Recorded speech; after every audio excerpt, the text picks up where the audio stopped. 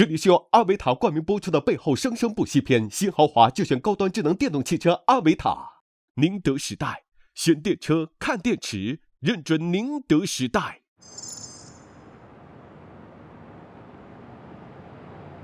欢迎收看由阿维塔冠名播出的《背后》，我是主持人赵一成。新豪华就选高端智能电动汽车阿维塔，全系搭载宁德时代电池，让出行更安全。本节目由阿维塔冠名播出。今天我们要采访的这位嘉宾呢，他的声音几乎是一夜之间就占据了我们的歌单列表。他就是被称为热单制造机的王鹤野。王鹤野，1998年出生于哈尔滨。取一杯天上的水，照着明月人世间晃呀晃。2021年，大风吹以其复古旋律风靡短视频平台，单平台话题播放量破100亿。伴随巨大声量的是持续的实力争议、走红争议、歌手身份争议等。其实我很好奇，就王鹤野的走红，它是一个偶然，还是真的是有一套方法论的，或者他身上有什么热点，使得他会受欢迎？我们今天不仅要见到王鹤野，我们还可以见到他背后的推手。哇哦，期待一下。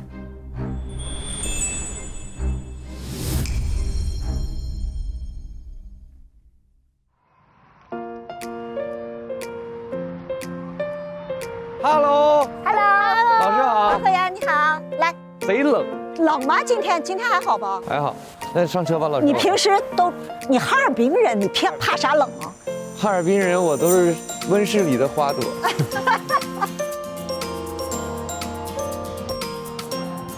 准备出发喽！让小塔帮我们放个大风吹。小塔，请播放王鹤野《大风吹》。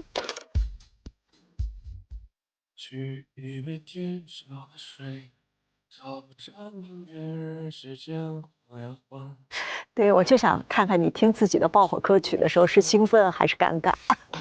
我单曲循环了好久。这是比较稚嫩的我，就现在看其实漏洞百出。我现在在听我上个月、半年前的，其实我都听不下去。就是我觉得有的地方可以更好。这个歌学起来其实特别有趣。我们这歌编曲他是广东人，是他一个字一个字的教我。我们在棚里大概录了快1周啊，每天就是几个小时。你想想，这一首歌才100多个字，然后他粤语只占那么20-30个字，就这20-30个字录1周啊。所以是他先崩溃的，还是你先崩溃的？我比较崩溃吧。他恨不得他都要把那个我字塞我嘴里了，就是那种感觉。但是我还是 get 不到，就是那嘴都撅到天上，撅鼻子上面去了。我说是什么意思？我听不懂啊！我说，你觉得那个唱这首歌的时候的你和现在的你有啥变化吗？我觉得王鹤野可能更全面了，更立体了，在音乐上，然后变得成熟了一点。其实大家如果现在回过头来听，其实《大风吹》里是青涩的我，就是好像什么都没见过的那种状态，但是也比较虎，就是东北话叫虎。那我现在可能就会变得比较在音乐上更加有主见，因为4年前的我可能只是一个负责演唱的人，可能唱完了我就下班了。但是现在呢，会思考一下怎样会更好。AI 帮我们搜索一下王鹤野变立体的各个方面，然后来交给你来提问。AI 说：“那你难倒我了。”没有 AI 很会找的。王鹤野你好，我是 AI， 通过对你的信息搜集，发现4年来你不断引发关注，而你的歌手成长路径也和许多常规歌手并不相同。我将针对我的发现对你进行提问。2021年，你带着大风吹走进大众视野，单平台歌曲相关话题超100亿播放。此后，多首歌曲也都成为了现象级热单，但与此同时，这些歌曲也受到了乐评人的激烈点评。用大风吹那么大的流量，那么大的一个资源，然后创作这样一首歌。你唱这首歌，我无法代入。我们给的这个弹幕呢，是感觉已经听过100首同样套路的歌曲了。我觉得如果唱多了这样模板化的歌曲，或者为了成功而去复制的话，对歌手是有非常本质的伤害的。对你而言，什么样的歌曲算成功的歌曲？其实这个小片啊，我特别有感触。你别看他们这么骂我，我最后分还可以，就中等吧。但是第二期是翻唱别人的歌，我觉得我唱得非常好，那是我王黑野到2022年唱的最好的一次 live， 而且我还感冒了那天，即使那样也没有影响我，我只得了40分。那一次是我很崩溃的一次，我觉得大家的有色眼镜太重了，因为那次真的很崩溃，然后当时真的很年轻，就我哭到爆，我很少就是那样哭的，就一辈子也没有几次。你觉得你当时被人误解了，或者被人定义了？我觉得我不应该有那样的分数，而且形成比较了，所以我特别希望能再办。你还想去第3次啊？对，我不是想去那个节目去向曾经提问我的人去反驳他们，去攻击他们。我是觉得王黑也可以去那里获得更高的分数。如果他们不给你更高的分数呢？那就再去，是吗？那就再等。你一定要去拿到更高的分数吗？你不会想说可能他们出了问题吗？我不会吧？我觉得我有一点想得特别明白，我改变不了任何人，他们对我的定义那属于他们的，我首先是改变自己的。我其实想再去一次向大家证明，王黑也是有在好好做音乐的，我相信一定会比上一次分数高。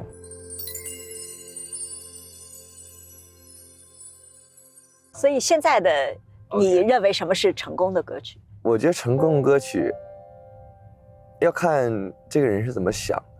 我觉得做音乐的人都称得上是滋润的人，因为音乐可以随时滋润你，音乐可以带给你很多情绪，因为我们是情感的主导者嘛，我们要有一部分人能够理解我们的音乐，我觉得这样的就算成功。感谢你的回答。近年来，你创造了诸多舞蹈名场面。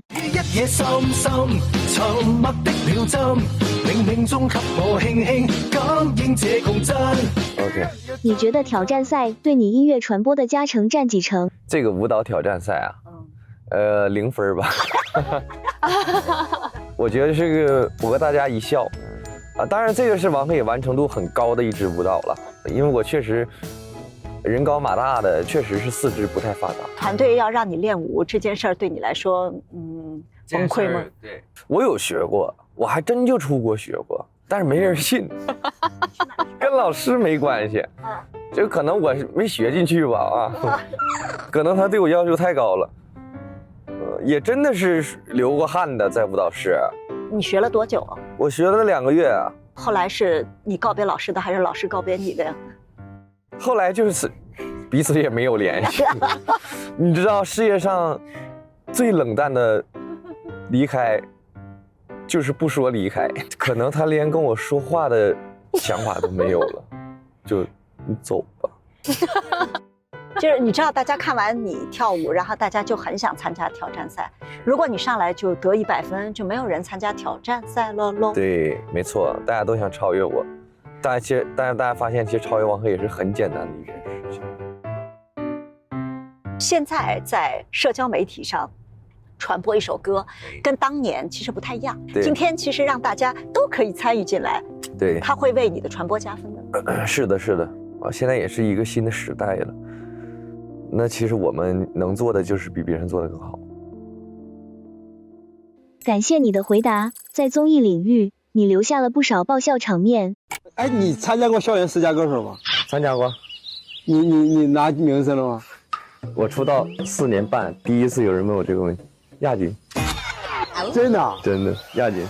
你看冠军，那不也有比你强的吗？你这个不应该这样说。那是2年级了吧？1年级没参加。哇，那你不老帅了？我在我们大学确实风云人物了。对，你觉得登上综艺有更好的反哺到你的音乐上吗？我觉得对我来说，一定是很好的，因为我是一个综艺出道的歌手。你觉得综艺给你加分吗？当然了，没综艺就没我呀。你知道你适合综艺的点在哪儿吗？这个就自夸嘛，我比较聪明吧，我不是一个笨蛋，然后我带点小幽默，然后便宜。就这句性价比高，我觉得很多综艺还会来找你。在线招商中，综艺特别喜欢那种有活人感、有才艺，然后那个身上还有破绽的人。对，我觉得老师说特别好。我觉得其实我是一个不怕别人看到我丑的一个人，我不太害怕大家看到完整的我，因为一个人如果想让别人看见完整的你，一定是有破绽的，一定是有不好的地方，因为人无完人嘛。来 ，AI 你继续。感谢你的回答，你在直播和签售时总能迅速拉近与观众距离。哥专辑里想要小卡，小卡那玩意儿，我说实话啊，那不就纸片子吗？不是那玩意儿自己不能印吗？啊，自己就那么懒吗？就是出个门都不愿意出吗？你是否担心这种真实感会削弱歌手的神秘感和专业性？哎，我觉得他这个问题特别好。我觉得第一，我们是从事工作；第二，这也是我们的热爱。其实大家都差不多。当然了，我觉得，比如说特别有特点的歌手啊，有些确实会影响。你比如说一个人，他的所有歌曲全都是讲这种单相思啊，或者怎样，那你就不能处对象。你处对象，大家觉得啊，你告诉我们这么多这些完，你自己处对象，你让我们怎么办？那你像我呢，其实我已经这个样了，我也不怕了。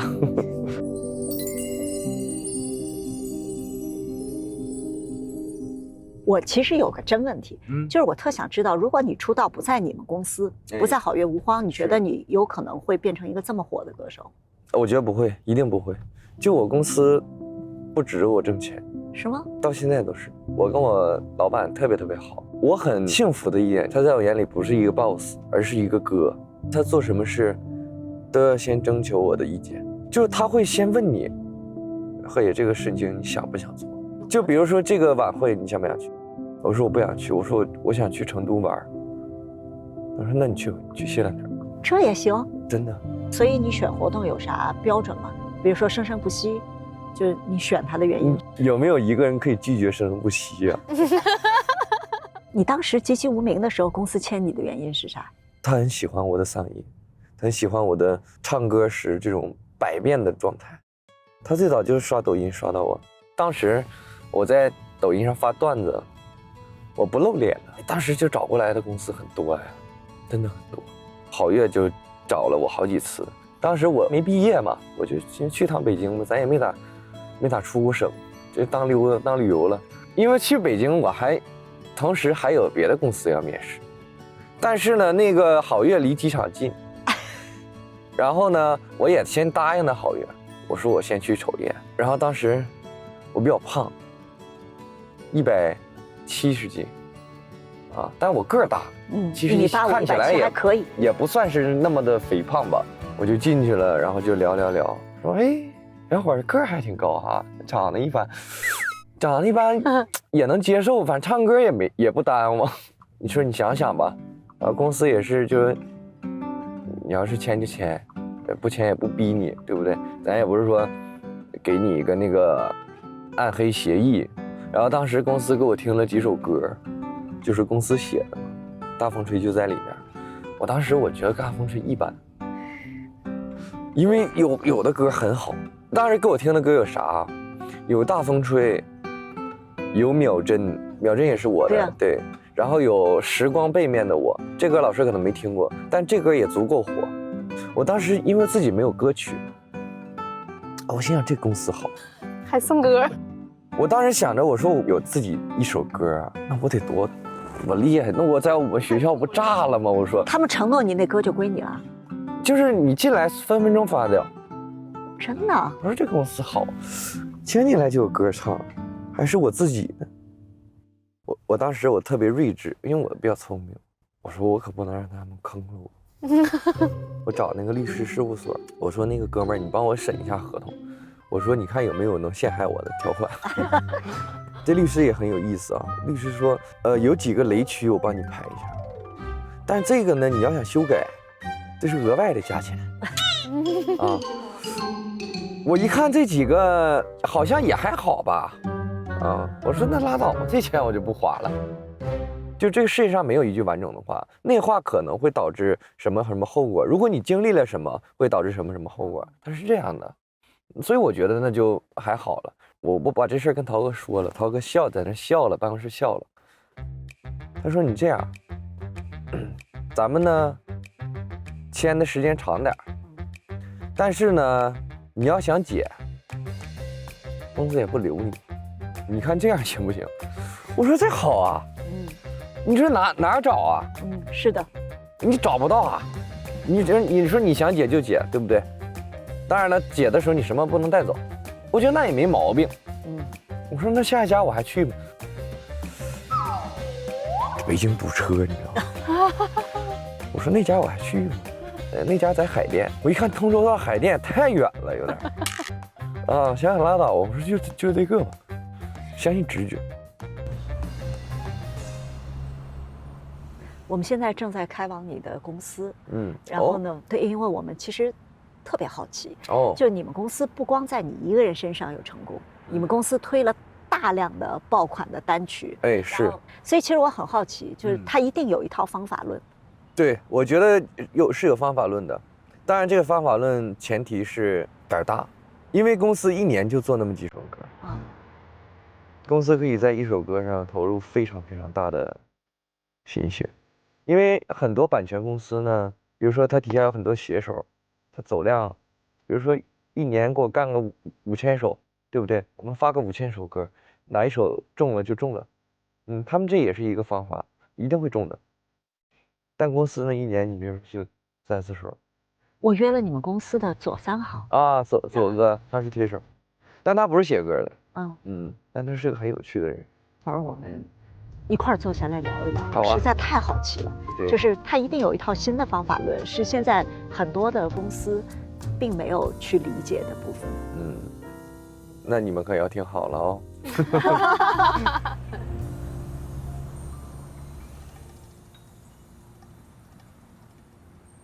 志在随心，奔赴热爱。阿维塔全系搭载宁德时代电池，提醒您稍后看点。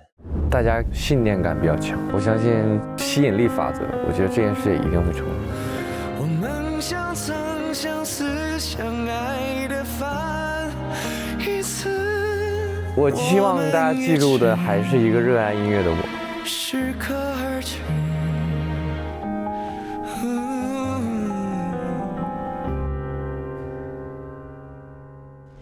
阿维塔背后生生不息篇，下节更精彩。阿维塔背后生生不息篇，现在继续。这里是由阿维塔冠名播出的《背后生生不息篇》，新豪华就选高端智能电动汽车阿维塔。走，我们可以下车了。请，那里是我们的音乐区啊，那个白房子是你们的音乐房，那一整个都是个录音棚。你们公司搞得还挺曲径通幽。对，放那几本书也没人看。净说大实话。肯定没人看。等会儿啊，老师，我刷个脸。请进。工号2。工号2。你工号够靠前的呀。当然了。那是我们的左哥，我都没认出来，还抓了个头。哎，张老师。你好，你好，你好，你好，哎，你好，你好。这路上夸你了，那你猜他夸你啥？夸我唠叨。就这边就是办公区，主要负责艺人的宣传。这个啊，这都落灰了，你看这个都要掉了，也没人说往上扶一扶。你自己最在意哪个奖？我啥都不在意，我在意我的音乐，但这些东西我完全不 care。那个，我们找个地方聊一聊。好啊。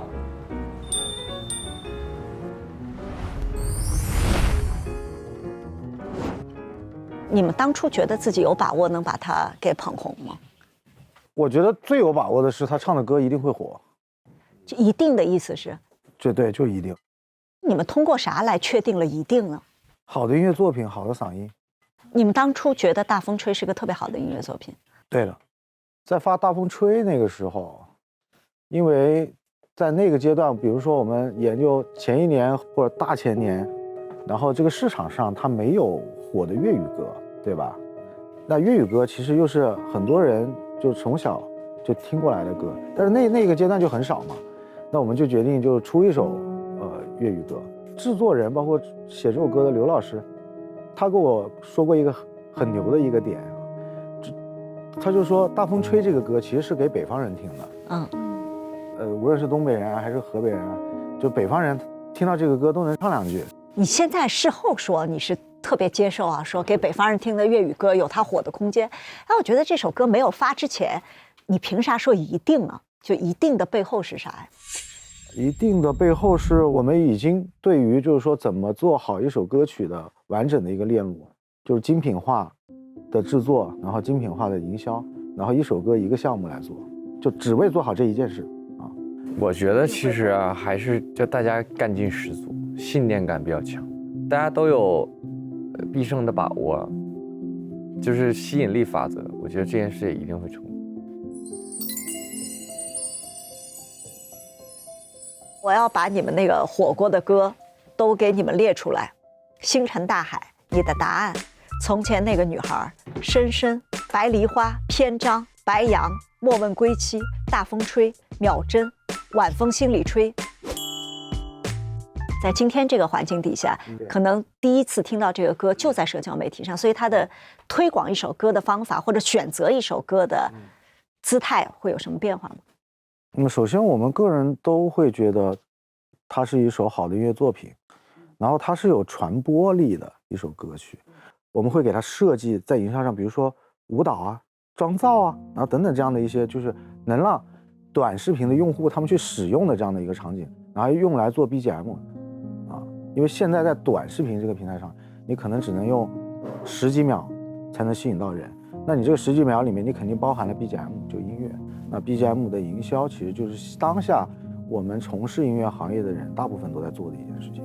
你们会在这10几秒身上花多少力气，来保证它入耳即记住，记住就能传唱？研究就跟科学研究一样，大概制作会研究1个月。他都会研究什么？词曲这一段它到底能不能吸引到人？所以这个词要短，要有重复感。对，但是延展到现在到2025年年末了，我觉得很多东西也更新换代了嘛，会有一些区别。所以25年和21年的差别是啥？更加碎片化。其实它对等于是整个的短视频平台都一样了，你任何一个产品，我觉得都一样，就是它不可能再达到一个全民向的火的一个程度，因为内容太多了，所以每个人都很碎片化。王鹤野，你知道这个意味着什么吗？意味着你第一首歌可能是你唯一的一首破100亿播放的歌。确实。这会让你沮丧吗？不会啊，因为我现在我开心的地方不是它有多少人听，就是我觉得还是取悦自己比较重要。什么类型的歌会取悦你？我觉得现在其实取悦我的其实是改编。你现在对一首歌的参与有多大？如果是让我改编的话，就100%。你们为什么放任你们的歌手这么自由呢？假定你们有一套方法论。我非常高兴他在研究制作啊，新技能多好啊！对啊，对啊，野子他已经有他自身的影响力了，他可以去做他自己想做的一些事情啊，我们非常推崇他去干啊。但是如果你按照如何让一首歌快速爆火的这个套路去做一个作品的话，你很容易让艺人进入到被别人指责说你唱口水歌。是的，所以怎么办？我觉得，如果是在野子身上来说这个问题的话，我觉得他已经跳过了这个阶段了。我觉得他新专辑有很多歌是很表达态度。然后，但是刚才我在车上给他放有一些制作人对他的点评的时候，他还是不高兴的，他没跳过那个阶段。我觉得就是时代不同了，然后艺人的成长路线也不同。在鹤野身上，他可能是早期会有这样的一个标签，但是我觉得现阶段他已经摘掉了，我非常确认。所以按照新的王鹤野，你们再给他做歌的话，你们找到的特质是啥？他对制作这个事情很有兴趣嘛，所以他下一张专辑他就是制作人，然后他来操盘他的专辑。然后你再作为他的市场推手，你会做啥？就我们还没有过会，就这个事儿，对，大概心里会有一些规划，但是这个现在好像不太能说。它是个商业秘密吗？啊，对，就挺商业秘密的一个事儿啊。我们会给他规划出来一套打法跟逻辑的，但这个打法跟逻辑我们大概已经研究出来了。你们不该给他设计一条叫做我告诉你所有的方法，但你就是学不来的路径吗？那要万一学了呢？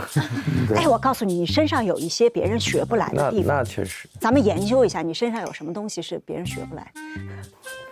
我自己的特质啊，别人学不来啊，太多了。我先提个问题哈，当初签他作为公司的第一个艺人的时候，你认为他的身上一定会火的3个特质是什么？你写一写，你认为你为什么一炮而红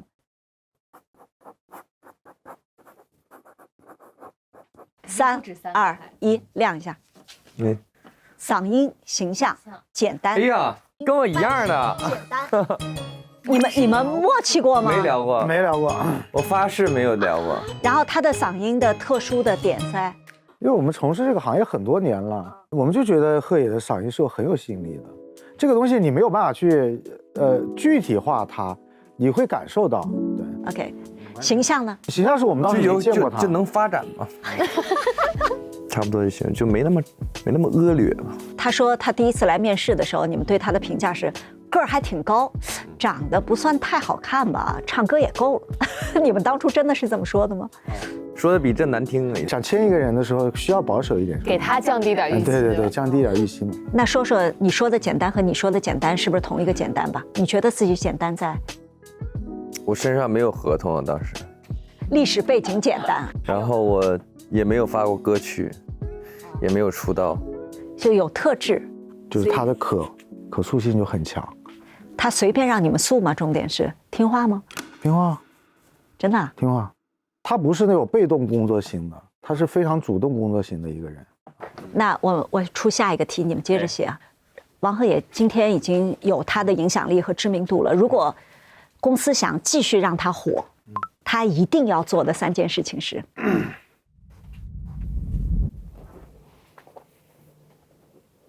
我写完了。什么？创作加制作。你看他写的就很肤浅。那你的不肤浅的，对，来给我们2个。突破，学习。我还以为你们会有一些，比如说，让他保持一定的出镜率，然后社交媒体和大的综艺节目相结合，不是那些吗？不是。为什么不是那些呢？因为我觉得野子到这个一个程度以后，他需要沉淀。沉淀到他的音乐上，音乐包含了多面的一个东西啊。当然，歌曲制作、歌曲创作是一方面啊，当然还有涉及到别的啊。我希望他以后为其他的歌手去当制作人啊，为其他的歌手去写歌。你愿意吗？给够了就行。哎，这不掐，重新说一遍。没问题啊，我愿意。你说实话，你看啊，就是你形象也好，嗓音也好，你自己喜欢的歌自己创作出来，凭啥给别人啊？我觉得是这样的，其实这样很有成就感。我觉得有时候其实成全别人也是成全自己。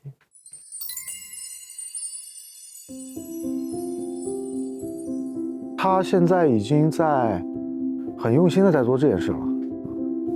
好，最后一个我们要测试你们默契度的题目，就是到底王鹤野身上有什么不可替代的特质？我觉得我的嗓音是没人替代的，然后我的唱商就是我可以处理很多歌曲不一样。有的时候你唱功好，但是未必好听；但是你唱商好，就不会太难听。我不是一个想在歌里特别证明自己的人，但我会为了整首歌的舒适程度考虑。而且我也会站在观众的角度上考虑，怎样的一首歌是完整的。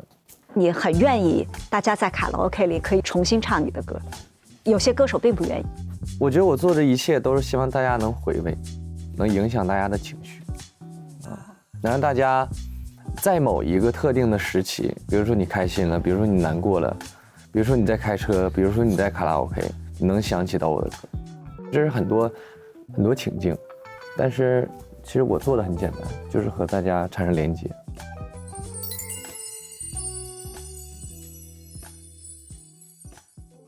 你认为他不可替代的特质是真诚？怎么讲？我觉得就我可能最真诚的地方就是我不装，我一定是一个不装的人。哎，我有一些观察，我不知道对不对哈，还是你们并不愿意把这些特质拿出来说。我认为他身上有他很特殊的地方。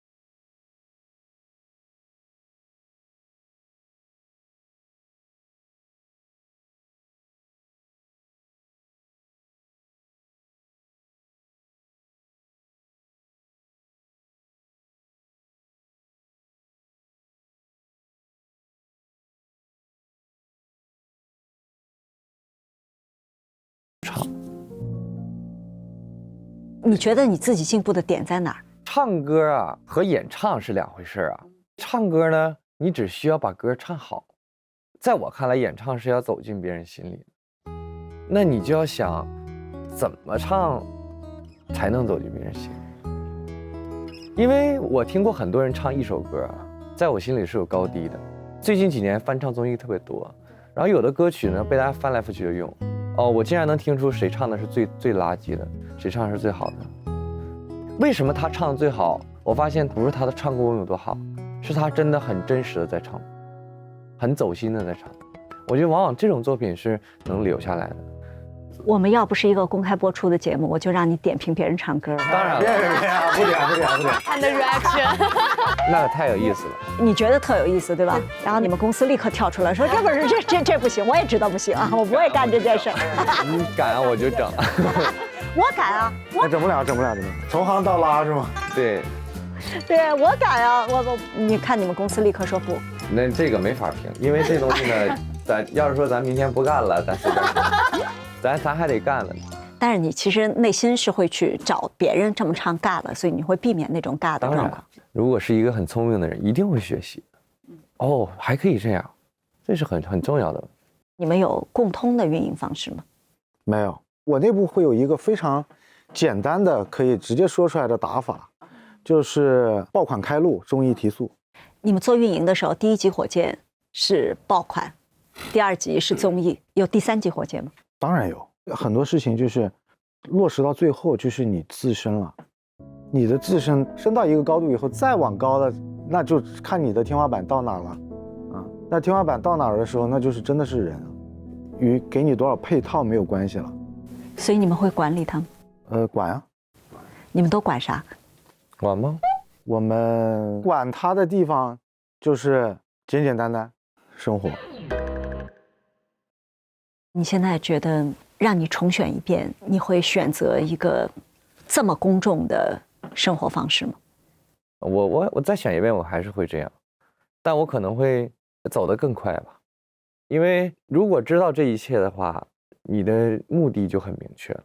所以呢，在这过程中，你做的一切都是为了那一个目的。我只是希望大家了解我外形就是一部分吧，还是多走进我的歌，或者我的性格多一点吧，因为这样我会自信一点。我们在这儿享受一下你们的那个顶尖录音棚。沉浸式听歌了。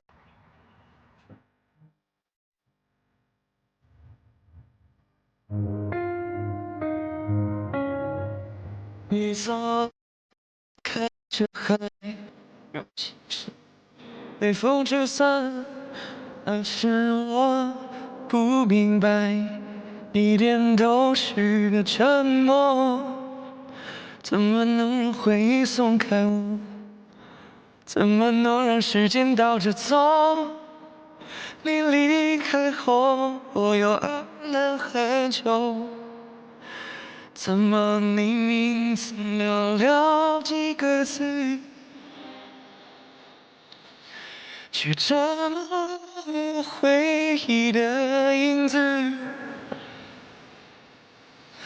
我们是曾经死相爱的饭，一次才让故事不了了之。怎么明明曾寥寥几个字，却陌生我以后的日子里，唯一都是放在心底的刺，我们也只是个情。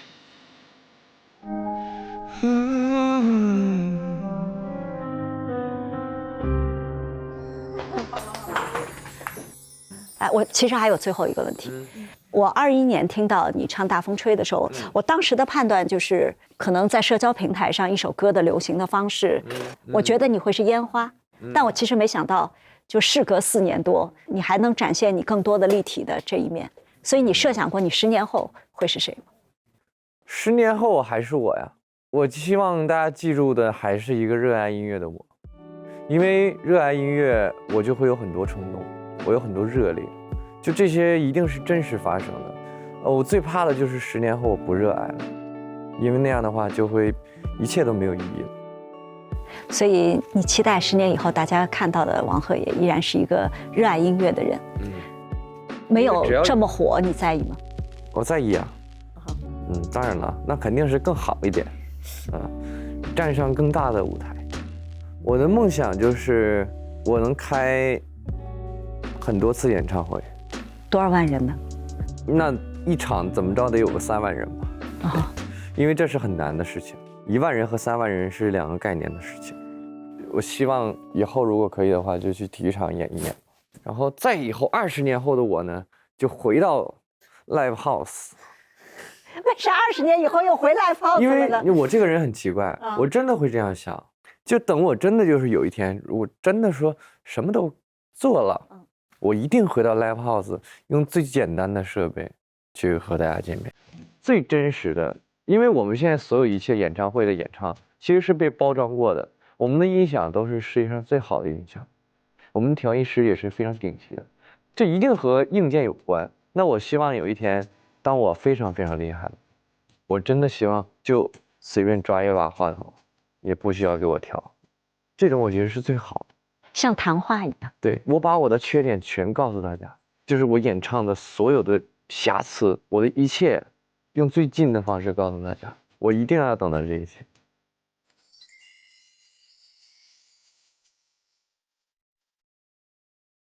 我们期待这一天。到时候来。我们来看看你那个设计的10年、20年以后的王鹤野是不是那样？好。欢迎收看由阿维塔冠名播出的《背后》。新豪华就选高端智能电动汽车阿维塔，全系搭载宁德时代电池，让出行更安全。本节目由阿维塔冠名播出。我觉得见到王鹤野之前呢，我一直想探究制造爆款和制造常青树，它背后到底在新的传播条件下有什么样的方法？我觉得跟他们俩聊完，我有另一种感受，方法是一定有方法的，但是这个方法的前面一定有一个有特点的人，否则这个方法就像成树一样，他可能就发挥不了那么大的作用。所以找到那个有热爱、有特点的人，还是非常重要的事情。当他看到自己出道即巅峰的那个代表作之后，处处透露着那种不满足，那个不满足正是他往前每一步向前革新自己的那种动力。所以我还挺期待下一个10年的王鹤棣会是什么样子。让我们一起等等看。上微博关注新浪娱乐微博综艺新浪综艺，了解更多节目相关资讯。上微博搜索湖南卫视，背后分享节目观后感，边看边聊，解锁实时回应。